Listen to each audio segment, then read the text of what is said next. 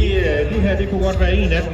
God, gammel, noget af det største af 4.000 serie John Deere-traktorerne. Lavet i sin tid, 46-40.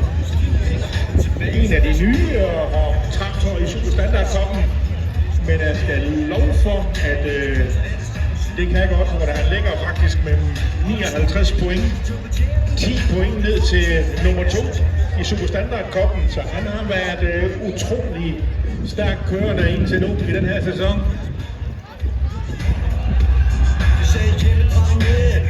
Jeg vil jo sige, for nogle år tilbage her, der var vi lidt oversvømmet af 44-40 og 42-55, og det er lidt ligesom, da vi kom til den her, det er ny højder for klassen.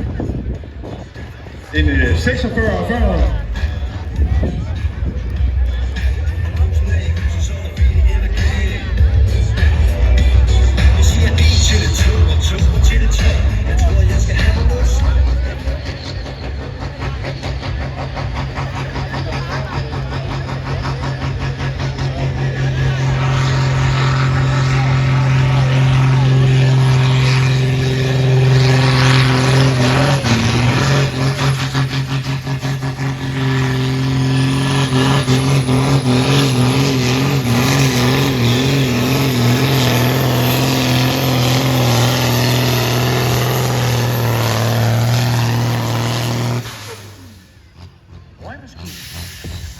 Der er faktisk med vrid på de der aksler og det bagtøj med tvillinghjul og fuld belastning og 9 tons.